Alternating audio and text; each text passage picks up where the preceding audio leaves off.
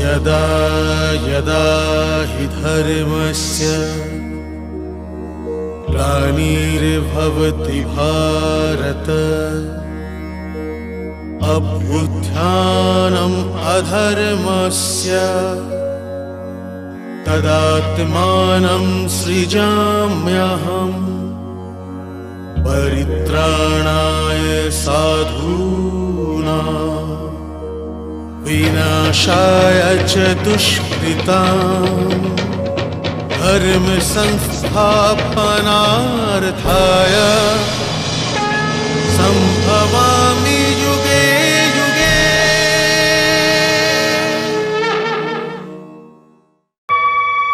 স্বার্থ আর অধিকারের মধ্যে রাখা তলোয়ার।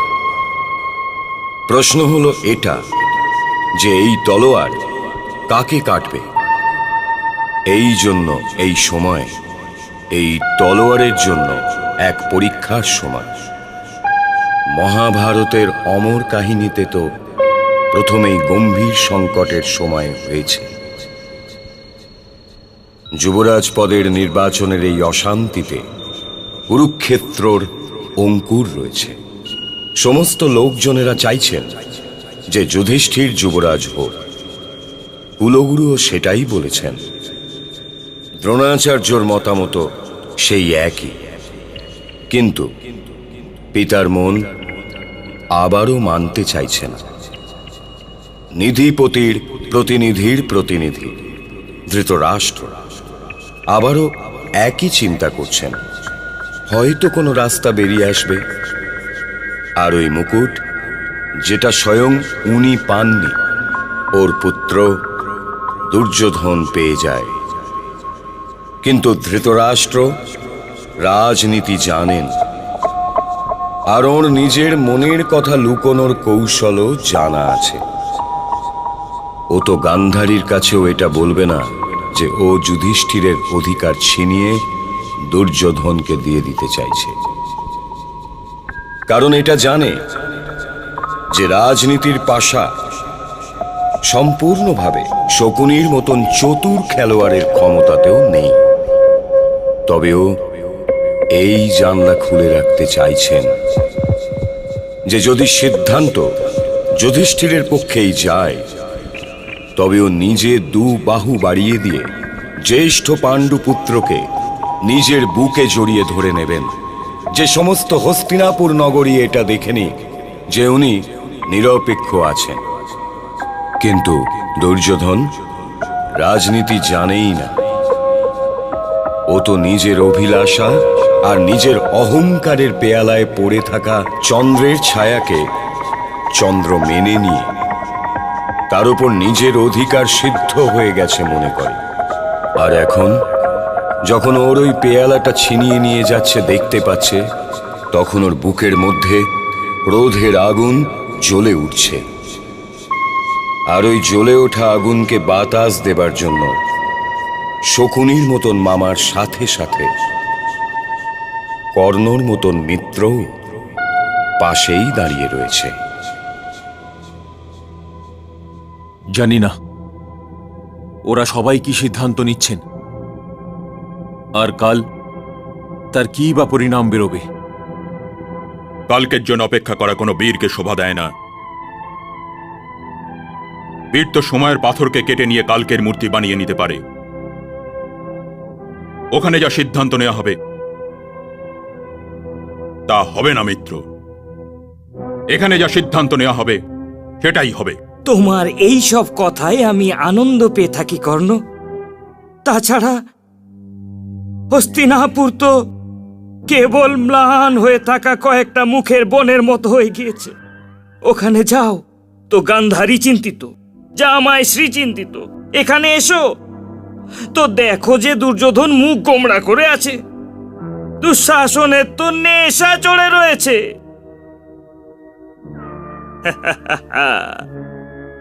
তুমি একাই সাহসী বৎস, হেরে যাবে তবু হার মানবে না, উঠে দাঁড়ালেই লড়াইয়ের জন্য তৈরি। পুত্র দুর্যোধন, বিধাতা জানি না তোমার ভাগ্যতে কি লিখেছেন। তোমার এই মামারও ভাগ্য লিখন জানা আছে, আর যতদিন পর্যন্ত তোমাদের এই মামা জীবিত আছেন ততদিন তোমার মাথা থেকে হস্তিনাপুরের রাজমুকুট কেউ ছিনিয়ে নিতে পারবে না, না তোমার পিতামহ আর না বিধাতা। কিন্তু মামাশ্রী, যদি পিতাশ্রী জ্যেষ্ঠ ভ্রাতা যুধিষ্ঠিরকে যুবরাজ করে দেন তাহলে কি হবে? যদি উনি করতে জানেন প্রিয় দুঃশাসন, তাহলে তোমাদের এই মামা ভাঙতেও জানে। হা! দুর্যোধনের প্রশ্নের সম্পর্ক কুরুবংশের সঙ্গে নেই মহারাজ। রাজনীতি আর হস্তিনাপুরের কল্যাণের সঙ্গে আছে। এই প্রশ্নের উত্তর তো স্বয়ং মহারাজকেই দিতে হবে। দুর্যোধনের প্রশ্ন তো এটাই না যে যদি আপনি দৃষ্টিহীন না হতেন তবে এই সিংহাসনের ওপর বিরাজমান হতেন, অর্থাৎ এই সিংহাসনের ওপর আপনারই অধিকার আছে, তবে সে আপনার দৃষ্টিহীনতার শাস্তি কেন ভোগ করবে? আপনার সমস্যা এটাই হলো রাজন, যে আপনার দুর্যোধনের প্রশ্ন উচিত মনে হচ্ছে। আপনি এটা ভাববেন না রাজন যে আমি উত্তর দিতে সংকোচ করছি, কিন্তু যেমন আপনি এখনই বললেন যে দুজনেই আমার শিষ্য, সত্যিই দুজনে আমার খুব প্রিয়। কিন্তু সবাই এটা জানেনি যে অর্জুন আমার সবচেয়ে প্রিয়। এই জন্য যদি আমি বলি যে যুধিষ্ঠিরেরই যুবরাজ হওয়া উচিত, তবে এটা হতে পারে আমার প্রিয় শিষ্য দুর্যোধন এটা ভাববে অর্জুনের আমি পক্ষ নিচ্ছি। যদি কুন্তিপুত্র যুধিষ্ঠিরকে যুবরাজ না বানানো হয় মহারাজ, তবে বিদ্রোহ হয়ে যাবে, আর আমি নিজেও বিদ্রোহীদেরই সমর্থন দেব। রাজার ন্যায় করা উচিত, আর কেবল রাজ্যের কল্যাণের চিন্তা করা উচিত। পুত্র কেবল পিতার সম্পত্তির উত্তরাধিকারী হয়ে থাকে মহারাজ।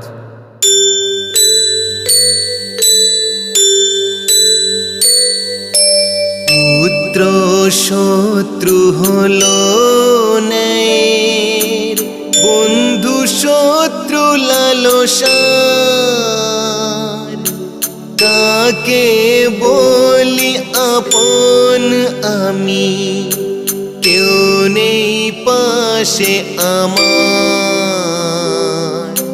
কেউ নেই পাশে আমার।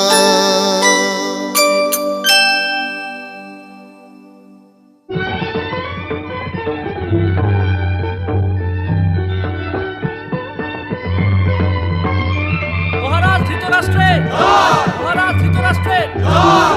মহারাজ ধৃতরাষ্ট্রের জয়! মহারাজ ধৃতরাষ্ট্রের জয়! মহারাজ ধৃতরাষ্ট্রের জয়! মহারাজ ধৃতরাষ্ট্রের জয়! মহারাজ ধৃতরাষ্ট্রের জয়! মহারাজ ধৃতরাষ্ট্রের জয়!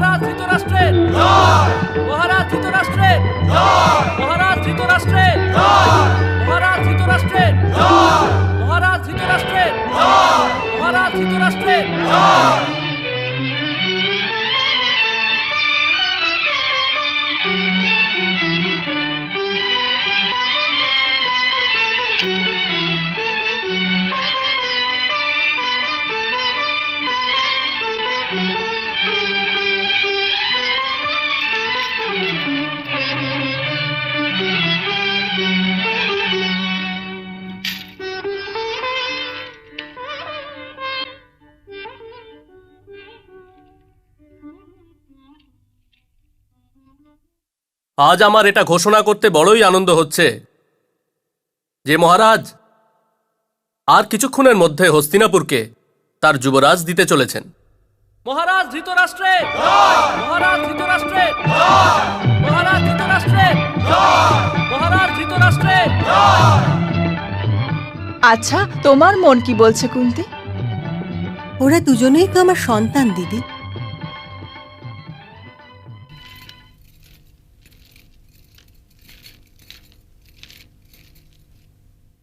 এই শুভ মুহূর্তে? ওরা নিশ্চয়ই কোনো অপরাধ করেছে দিদি। কি হয়েছে বিদুর? 4 বন্দীকে আনা হয়েছে মহারাজ। অপরাধ? মহারাজকে এদের অপরাধ জানানো হোক। মহারাজের জয় হোক। এই 4 বন্দীরা মিলে একজন ব্যক্তিকে হত্যা করেছে মহারাজ। অপরাধীরা কি বলছে? অপরাধীরা নিজের দোষ স্বীকার করেছেন মহারাজ। তাহলে তো আর ক্ষমা চাইছি মহারাজ। তুমি কি কিছু বলতে চাও বিদুর? যদি আপনি আজ্ঞা দেন তো। আজ্ঞা দিলাম। আজ তো মহারাজ 2 জন জ্যেষ্ঠ রাজকুমারের মধ্যে কোনো একজনকে যুবরাজ নিযুক্ত করতে চলেছেন।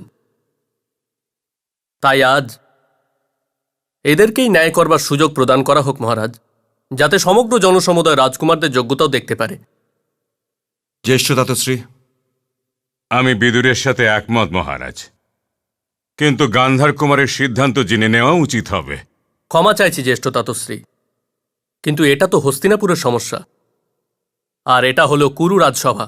গান্ধার কুমার শকুনিও তো হস্তিনাপুরেরই হয়ে গেছেন বিদুর। আমি আবার ক্ষমা চাইছি জ্যেষ্ঠ তাতশ্রী, কিন্তু হয়ে যাওয়া আর হওয়ার মধ্যে অনেক পার্থক্য আছে। আমি তো হস্তিনাপুরেরই, তাই না কাকাশ্রী? তাহলে ন্যায় করবার প্রথম সুযোগ আমাকে দেওয়া হোক, কারণ আমি মহারাজের জ্যেষ্ঠ পুত্র হই। এই জন্যে তো নয়ই, কিন্তু তুমি যুধিষ্ঠিরের অনুজ হও, এই জন্যে প্রথম সুযোগ তোমারই পাওয়া উচিত। রাজকুমার দুর্যোধনকে বিচার করার আদেশ দেওয়া হচ্ছে। পিতাশ্রী হস্তিনাপুর নরেশের জয়। কুন্তি, দিদি, তোমার বিচারে এই 4 জন বন্দীদের কি শাস্তি পাওয়া উচিত? এতে বিচার করবার কি প্রয়োজন আছে মহারাজ? শতাব্দী ধরে আমাদের এখানে এই নিয়ম চলে আসছে যে হত্যাকারীদের মৃত্যুদণ্ডে দণ্ডিত করা হবে। এই জন্যে আমি এই 4 জন অপরাধীদের এদের অপরাধের জন্যে মৃত্যুদণ্ড দিলাম। বেঁচে থাকো ভাগ্নে। রাজকুমার দুর্যোধনে, রাজকুমার দুর্যোধনে, রাজকুমার দুর্যোধনে।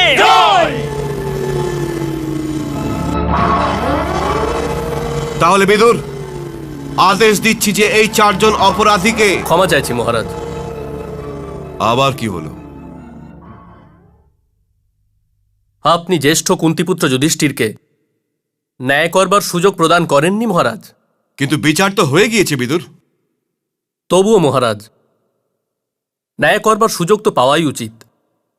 কে জানে রাজকুমার যুধিষ্ঠির রাজকুমার দুর্যোধনের ন্যায়ের সঙ্গে একমত হন বা না হন। এতে একমত কিংবা ভিন্নমত হবার কোনো প্রশ্নই ওঠে না। যদি রাজকুমার যুধিষ্ঠির একমত না হন, তাহলে উনি নিজেই সেটা বলবেন মহারাজ। তাহলে তাই হোক। বৎস যুধিষ্ঠিরকে আজ্ঞা দেওয়া হলো যে এখন ও বিচার করুক। জ্যেষ্ঠ পিতাশ্রী হস্তিনাপুর নরেশের জয় হোক।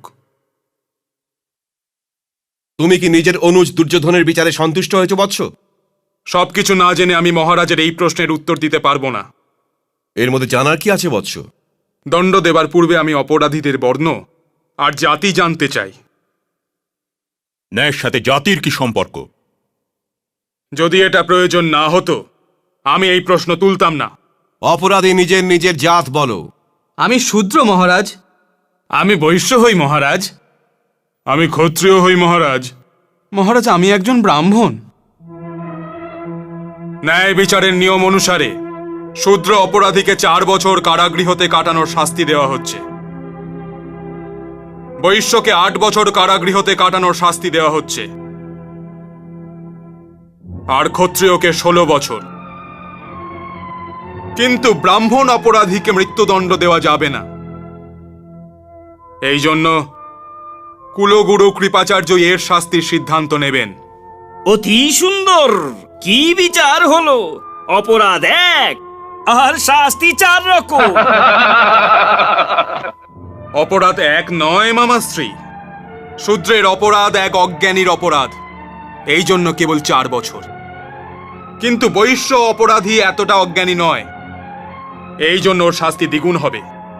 আর ক্ষত্রিয় যে সমাজের রক্ষক, যদি সেই হত্যার অপরাধী হয়, ওর শাস্তি বৈশ্যের অপেক্ষা দ্বিগুণ হবে। ব্রাহ্মণ তো জ্ঞানী হয়, উনি জেনে বুঝে একজন মানুষকে হত্যা করেছেন। ওর অপরাধ সবচেয়ে ভয়ঙ্কর।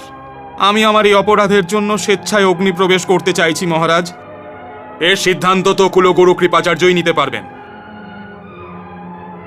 কিন্তু তোমার বিচারের পাল্লায় অসামঞ্জস্যতাই আছে বৎস। সবাইকে এক পাল্লায় মাপা কোনো ন্যায় নয়, অন্যায় মামাশ্রী। যুবরাজ যুধিষ্ঠিরের জয়! যুবরাজ যুধিষ্ঠিরের জয়! যুবরাজ যুধিষ্ঠিরের জয়! যুবরাজ যুধিষ্ঠিরের জয়! যুবরাজ যুধিষ্ঠিরের জয়! যুবরাজ যুধিষ্ঠিরের জয়! ন্যায় তো হয়ে গেছে। এখন আমি মহারাজের কাছে প্রার্থনা করছি যে উনি এটা ঘোষণা করে দিন যে উনি যুবরাজ কাকে নিযুক্ত করতে চাইছেন।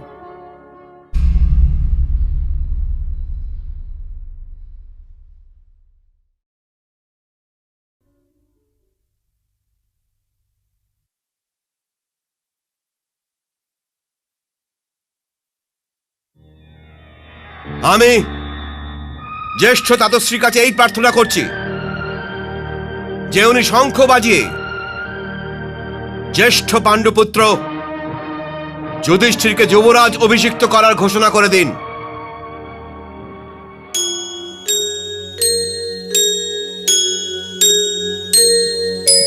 ন্যায় হয়ে যায় বিজয়ী যখন, কেটে যায় মোহের ফাঁস।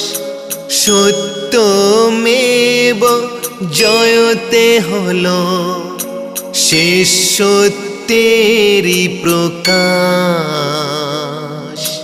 শেষ সত্যেরই প্রকাশ।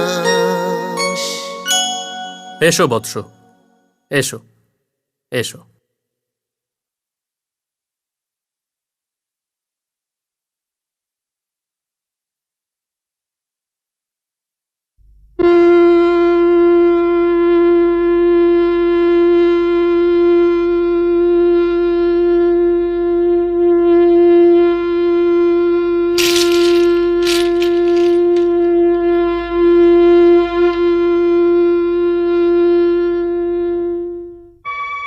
এখন শ্রীকৃষ্ণ দ্বারকাতেও আছেন, আর হস্তিনাপুরে শকুনি, কর্ণ, দুর্যোধন আর ধৃতরাষ্ট্র রাজনীতির রণভূমিতে লেগে থাকা আঘাতকে উপভোগ করছেন। কারণ উনি না চাইলেও যুধিষ্ঠিরকে যুবরাজ ঘোষিত করা হয়ে গেছে, আর ভীম, অর্জুন, নকুল আর সহদেব বিজয় যাত্রায় চলে গেছেন। এর অর্থ এই যে যতক্ষণ শকুনির যন্ত্রণা কমে না যাচ্ছে ততক্ষণ হস্তিনাপুরে কোনো গুরুত্বপূর্ণ পরিবর্তন হবে না। এই জন্য এইটাই সঠিক সময় যে আমরা হস্তিনাপুর আর দ্বারকা থেকে বেরিয়ে গিয়ে অন্য কোথাও যাই। যাবার 3টে রাস্তা আছে। একটা রাস্তা তো চেদি দেশের দিকে চলে গেছে, যেখানে মহাকাব্যের গুরুত্বপূর্ণ পাত্র শিশুপাল আছেন। আর দ্বিতীয় রাস্তা বিদর্ভর দিকে চলে গেছে, যেখানে রুক্মিণী জুঁই ফুলের মতন ফুটে রয়েছেন, আর ওর ব্যক্তিত্বের মিষ্টি সুগন্ধ সারা ভারতবর্ষে ছড়িয়ে পড়ছে। আর তৃতীয় রাস্তা মগধের দিকে চলে গেছে, যেখানে জরাসন্ধ আজও প্রতিশোধের আগুনে জ্বলে যাচ্ছেন। কারণ ও কংসবধের পর যদুবংশীয়দের ক্ষমা করবার জন্য তৈরিই নন। কিন্তু এখন দ্বারকার সাথে একলা সংঘর্ষে যাওয়া জরাসন্ধের ক্ষমতার কথাই না। তাই উনি এটা চাইছেন যে উনি চেদিরাজ দম্ভোষের সাথে বোঝাপড়া করে নিক, যাতে ওর 4 মহাবীর পুত্রকে দ্বারকার বিরুদ্ধে নিজের লড়াইতে ব্যবহার করতে পারেন। চেদিরাজ দম্ভোষের বসুদেবের এক বোন সুতশুভার সাথে বিয়ে হয়েছিল। এই সম্পর্কে শিশুপাল বাসুদেব কৃষ্ণের পিস্তুত ভাই হন, আর হস্তিনাপুরের পাণ্ডবদেরও শিশুপাল মাসির ছেলে হন। দেখেছেন আপনি, কাহিনী ওই এক পরিবারের মধ্যেই ঘুরে বেড়াচ্ছে। তবে হস্তিনাপুরে শকুনি আর মগধে জরাসন্ধ, এই দুজন খেলোয়াড় নিজের নিজের সামনে রাজনীতির দাবা বিছিয়ে বসে আছেন। শকুনির পাশা হলো দুর্যোধন, আর জরাসন্ধের পাশা হলো শিশুপাল। জরাসন্ধ ভাবছেন যে যদি বিদর্ভ রাজপুত্রী রুক্মিণীর সাথে শিশুপালের বিয়ে হয়ে যায়, তবে যদুবংশীয়দের বাজিমাত করবার জন্য রুক্মির মতো মহাবীর আছেন, যে ওর হাতের মধ্যে পাশার মতন এসে যাবে।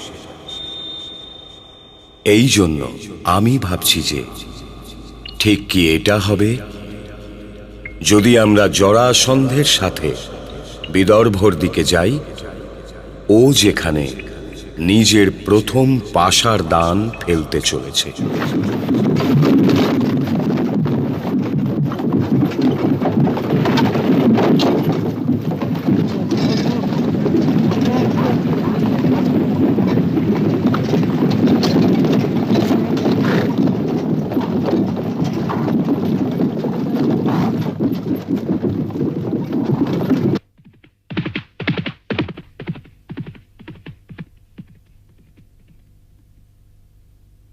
মহারাজের জয় হোক।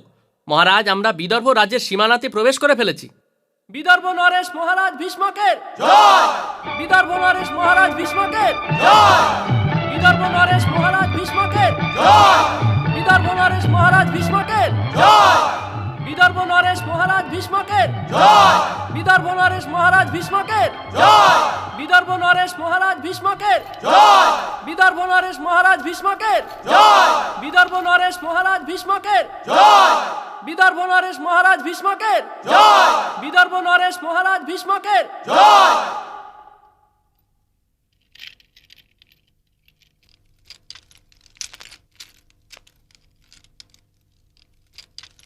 মহারাজের জয় হোক। কোনো সমাচার সৈনিক? এইমাত্র সমাচার পাওয়া গেছে যে মগধ নরেশ এদিকেই এগিয়ে আসছেন। পুত্র রুক্মী, তুমি 2 ক্রোশ এগিয়ে গিয়ে আমার পরম মিত্র মগধ নরেশ জরাসন্ধকে আমার পক্ষ থেকে স্বাগত জানাও। যদি আপনার পক্ষ থেকে স্বাগত জানাই, তাহলে নিজের পক্ষ থেকে কি করব পিতাশ্রী? ওনাকে পিতা সমান মনে করে প্রণাম করো, আশীর্বাদ নিও। মগধ নরেশ কেবল আমার মিত্রই নন, বরং উত্তর ভারতবর্ষের সবচেয়ে প্রতাপশালী আর অধিক শক্তিশালী সম্রাট। তাছাড়া উনি বড়ই আদরণীয়, ওনাকে সমাদরে নিয়ে এসো। যথা আজ্ঞা পিতাশ্রী। মহামন্ত্রী, আগে তো কখনো মগধ নরেশ সংবাদ না দিয়ে আসেননি, এইভাবে আসার কারণ কি হতে পারে? কোনো বিশেষ কারণই হবে মহারাজ। এটা তো ওনার উপস্থিতির পরেই জানতে পারা যাবে।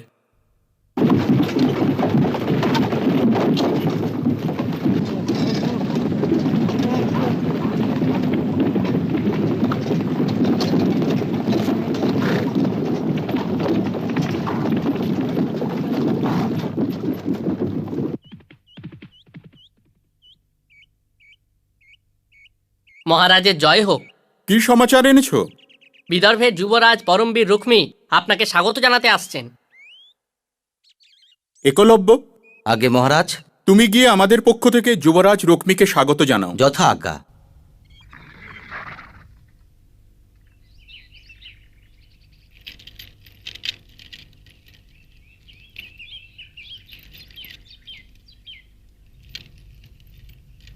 তোমার দু চোখে জমে থাকা ক্রোধ দেখে আমার মনে হচ্ছে যে আচার্য দ্রোণ তোমার সাথে অন্যায় করেছেন।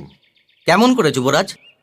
গুরু হওয়ার কারণে গুরুদক্ষিণা চাওয়ার অধিকার ওনার ছিল, আর এই দক্ষিণা দেওয়া আমার কর্তব্য ছিল।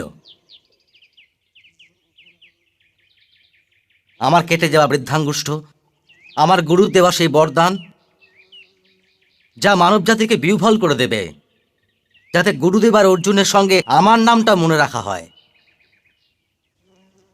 ওই দুজনের সঙ্গে আমিও অমর হয়ে গেছি যুবরাজ। যদি কখনো এই জগতে গুরুর প্রতি শিষ্যের নিষ্ঠার কথা বলা হয়, অর্জুনের পূর্বে একলব্যের নাম নেওয়া হবে। তুমি যা বলছো সেটা একটা সত্যি কথা বন্ধু, কিন্তু অন্যায় তো অন্যায়।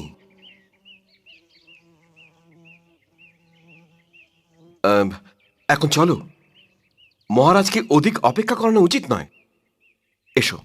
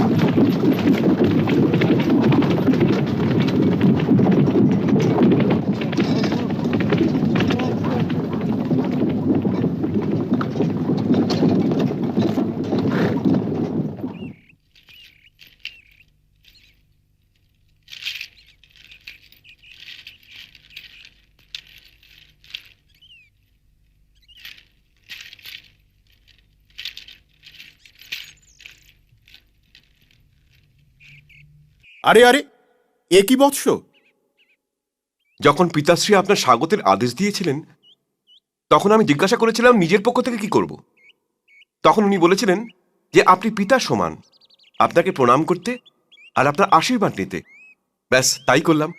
দীর্ঘজীবী হও। তুমি আমার রথে এসো। যথাজ্ঞা মহারাজ। এসো।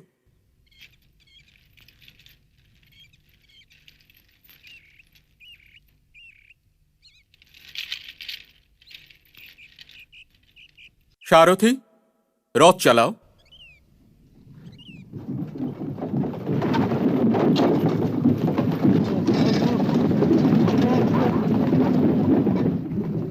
আশা করছি তোমার পিতাশ্রী সুস্থই আছেন। মহাদেবের কৃপায়। আজকাল উনি রুক্মিণীর স্বয়ম্বরের বিষয়ে সবসময় চিন্তা করেন। আচ্ছা, তাহলে তো আমি ঠিক সময় এসেছি। সেটা কিভাবে মহারাজ? বাস্তবে আমি এই সমস্যারই সমাধান করতে এসেছি। তোমার পিতাশ্রী আমার অতি প্রিয় মিত্র হন, এই কারণে রুক্মিণীও আমার পুত্রীর মতো। ওর বিবাহের বিষয়ে আমিও কিছু ভেবে রেখেছি।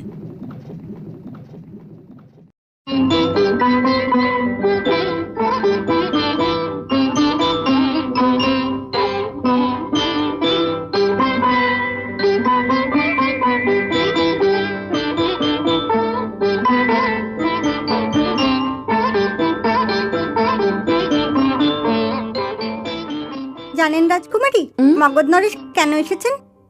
আমি কি করে জানবো? উনি পিতাশ্রীর বন্ধু, সাক্ষাৎ করতে বা কোনো সমস্যার আলোচনা করতে এসেছেন নিশ্চয়ই। আগে না। আরে বলছিস না কেন? এই ওর একটা দোষ রাজকুমারী, সব কথা খালি ইনিয়ে বিনিয়ে বলে। এই কথা সোজাভাবে বলার কথা নয়, সোনার বালা হাতে পড়ে বলার মতো কথা। তাহলে বাড়ি গিয়ে পড়ে আয়। বাড়ি কেন যাব? আমি সোনার বালা তো রাজকুমারীর থেকেই নেব। কিছু জানার জন্য বালা আমি কখনোই দেব না। কিন্তু যদি খুশি হন তখন দেবেন তো? বলি ফেল না, কথা তো লম্বা করিস না, ছিঁড়ে যাবে। মগধ নরেশ রাজকুমারীর স্বয়ম্বরে শুভ দিন স্থির করতে এসেছেন। কি বললি তুই? আগে হ্যাঁ রাজকুমারী, চেদি দেশের যুবরাজ শিশুপালের সঙ্গে। শিশুপাল? বাসুদেবের শত্রু শিশুপাল? চেদি নরেশ যদি আপনার মিত্র হয় প্রিয় মিত্র, তাহলে এই সম্পর্কে ও আমারও মিত্র। আর চেদি যুবরাজ শিশুপালের মহাবলের কথা তো সারা ভারতবর্ষে শোনা যাচ্ছে। তাহলে আমি এটাই মনে করছি যে রুক্মিণীর জন্য শিশুপালের প্রস্তাব আপনি গ্রহণ করে নিয়েছেন প্রিয় মিত্র। পিতাশ্রী প্রণাম। প্রণাম পিতাশ্রী। দীর্ঘজীবী হও। এ আমার দ্বিতীয় পুত্র রুকমন। মগধ নরেশকে প্রণাম করো পুত্র। প্রণাম। দীর্ঘজীবী হও। বসো পুত্র। তুমি ঠিক সময়ে এসেছ। আমরা রুক্মিণীর স্বয়ংবরের বিষয়ে আলোচনা করছিলাম। এ বিষয়ে আমারও কিছু নিবেদন আছে পিতাশ্রী।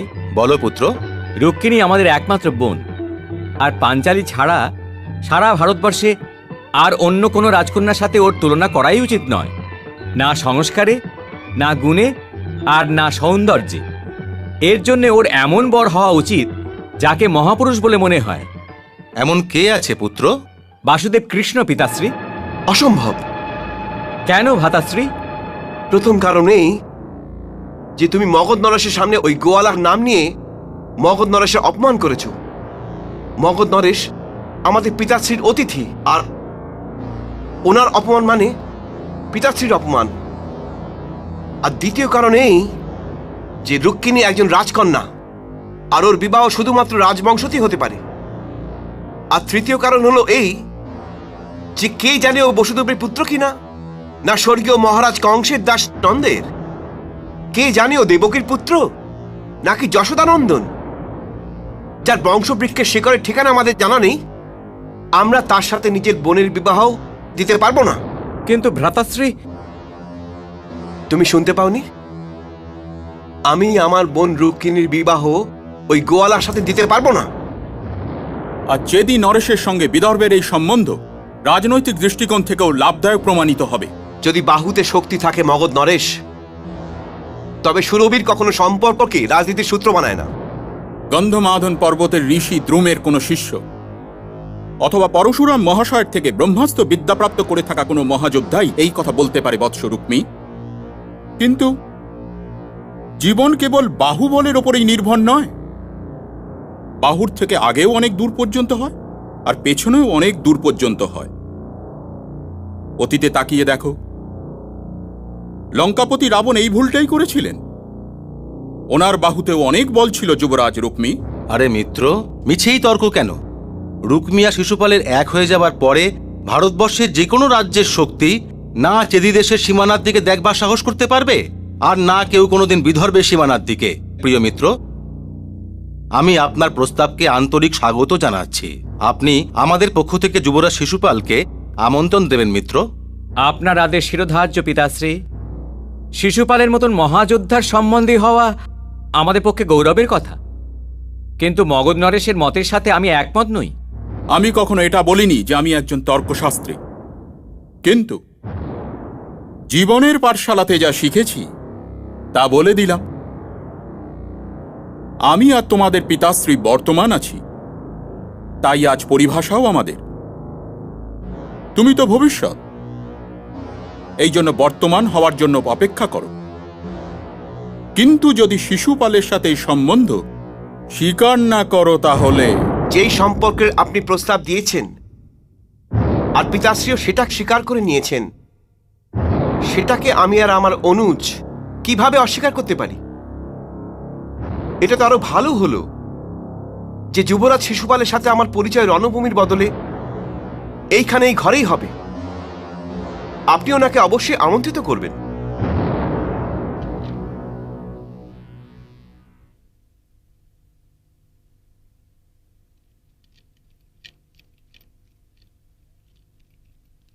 মহারাজের জয় হোক। একলব্য, এই পত্র তোমার উপর আমার পুরোপুরি বিশ্বাসের প্রতিবিম্ব যেন। এই পত্র এখন একলব্যের প্রাণের প্রতিবিম্ব হয়ে গেছে মহারাজ। যদি আপনি খবর পান যে পত্র হারিয়ে গেছে, তাহলে জানবেন এর সঙ্গে একলব্যের প্রাণও চলে গেছে। উত্তর আনার পর যা চাইবে পারিশ্রমিক পাবে। বীরপুরুষ পারিশ্রমিকের লোভে সেবা করে না মহারাজ। আর এমনিতেও অর্জুনের সঙ্গে যুদ্ধ ছাড়া আমার আর কোনো কামনা নেই। অর্থাৎ তুমি এখনো আচার্য দ্রোণকে ক্ষমা করতে পারোনি। ওনার জন্য আমার মনের মধ্যে কোনো খেদ নেই। গুরু হওয়ার কারণে দক্ষিণা চাইবার অধিকার ওনার ছিল, তাই উনি গুরু দক্ষিণা চেয়েছিলেন। সেই দক্ষিণা দেওয়া আমার কর্তব্য ছিল, এই জন্য আমি আমার কর্তব্য পালন করেছিলাম। কিন্তু যখন এই কাটা আঙুলটাকে দেখি, তখন ভাবি যে যদি এই আঙুলটা থাকতো তাহলে আমি সর্বশ্রেষ্ঠ ধনুর্ধর হতাম। কুন্তী পুত্র অর্জুন আমার স্থান দখল করে বসে আছে। কিন্তু মহারাজ, আমি এই আঙুলটা ছাড়াও বাণ চালানো শিখে নিয়েছি। এই জন্যই চাইছি যে অর্জুনের মুখোমুখি হই, যাতে ওকে যুদ্ধতে পরাজিত করে গুরুর থেকে সেই আশীর্বাদ চাই যা আজ পর্যন্ত পাইনি। আমি এটা চাই না যে আমার গুরুর ওপর আশীর্বাদের ঋণ থেকে যাক।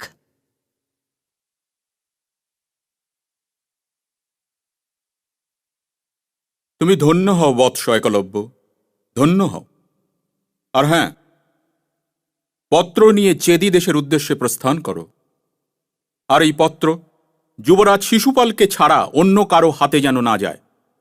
যথা আজ্ঞা মহারাজ।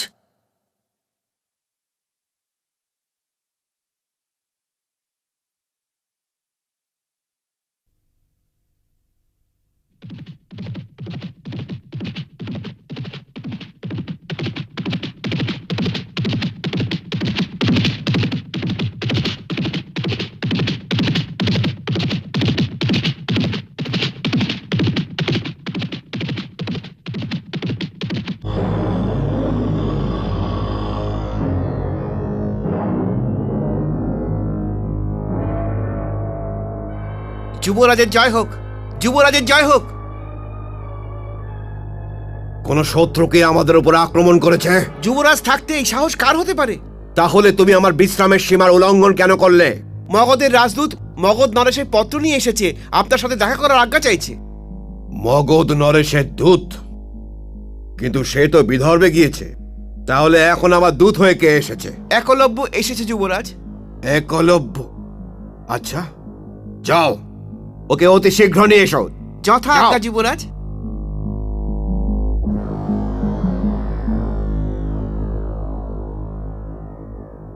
যুবরাজ আপনাকে সম্মানের সাথে ভেতরে ডেকেছেন। আচ্ছা।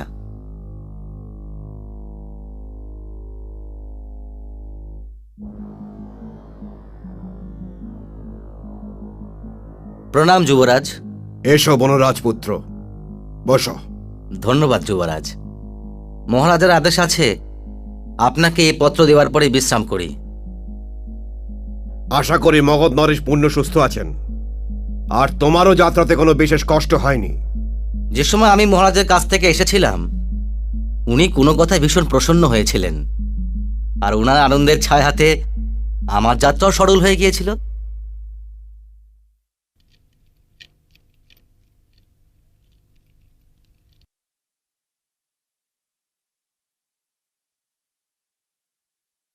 তাহলে কি রুক্মিণীর স্বয়ম্বরের আয়োজন আরম্ভ হয়ে গিয়েছে? আগে হ্যাঁ যুবরাজ, আজকাল বিদর্ভে রুক্মিণী স্বয়ংবরের কথাবার্তায় ঋতুর মতো ঘুরছে। সারা ভারতবর্ষে বীরদের আর মহাবীরদের আমন্ত্রণ করা হচ্ছে। দ্বারকাবাসীদের কাউকে আমন্ত্রিত করা হচ্ছে না? এটা তো আমি জানি না যুবরাজ, কিন্তু এই স্বয়ংবরে রাজাদের আর রাজকুমারদের আমন্ত্রণ করা হচ্ছে। আর দ্বারকা সেই অর্থে রাজ্যই তো নয়, তাহলে ওদের আমন্ত্রণ করার প্রশ্নই উঠছে না। যদি ওদের আমন্ত্রিত করা হতো আর বাসুদেবের সামনে রুক্মিণী আমার গলাতে বড় মাল্য পড়াতো, তাহলে আমার আনন্দ দ্বিগুণ হয়ে যেত। তুমি গিয়ে বিশ্রাম করো, আর এই পত্রের উত্তর তুমিই নিয়ে যাবে। যথাজ্ঞা যুবরাজ। আর এখন আমি যা তোকে বলতে চলেছি সেটা মন দিয়ে শোন প্রিয় বোন। আমি তো সবসময় আপনার কথা মন দিয়ে শুনি ভ্রাতাশ্রী। আর যা বলতে চলেছি পিতাশ্রীও তাই চাইছেন। কিন্তু এত লম্বা ভূমিকার কারণ কি ভ্রাতাশ্রী? প্রস্তাবটাই তো এরকম। কি প্রস্তাব? তোরই এক অধিকারকে একটুখানি সীমিত করার প্রস্তাব। কিন্তু সেই অধিকারটা কি ভ্রাতাশ্রী? পিতাশ্রী এইটাই চাইছেন যে তোর বড়মাল্য চেদি দেশের যুবরাজ শিশুপালেরই গলায় পড়ুক। যদি আমি ওনাকে আমার বড়মালা পরানোর যোগ্য মনে না করি, তাহলে ভ্রাতাশ্রী? তাহলেও যদি আমি আগের থেকেই আমার বড়মালার জন্য অন্য কাউকে মনোনীত করে রেখে থাকি, তাহলে ভ্রাতাশ্রী? তাহলে কি তুই? প্রশ্ন তো প্রশ্নের উত্তর হতে পারে না ভ্রাতাশ্রী। যদি এমনও হয় তাহলেও পিতাশ্রী এটাই চাইবেন যে তোর বড়মাল্য শিশুপালের গলাতেই পড়ুক।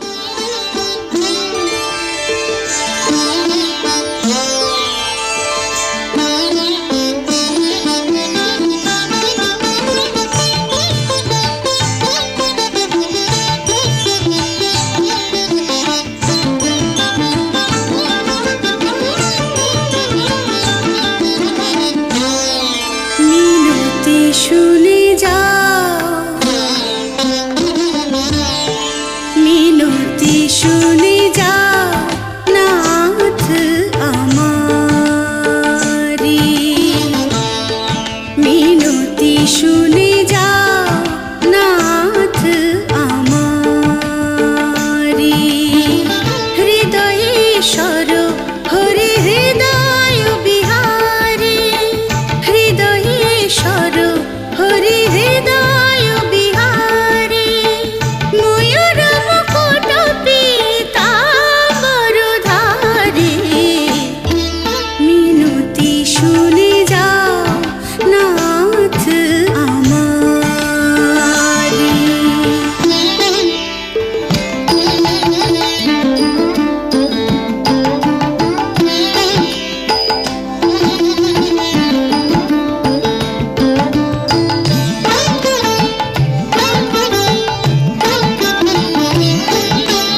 জনম জনমেরে প্রেম যে সুমধুর, ও জনম জনমেরে প্রেম যে সুমধুর। তারা ভরা গগনে বাজে কিশোর,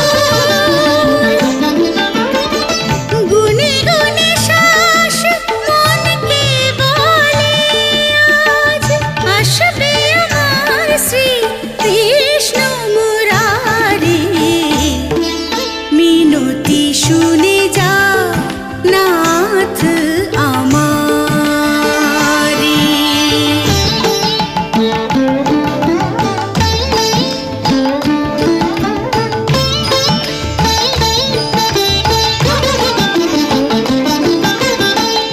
অশ্রু ভরায়ে অপলক নয়ন, অশ্রু ভরায়ে অপলক নয়ন। দূর কর বাধা বিঘ্ন বিমোচন, স্বাগত করে অধিকার দিয়ে যাও। শরণাগত এই নয়ন পূজারি,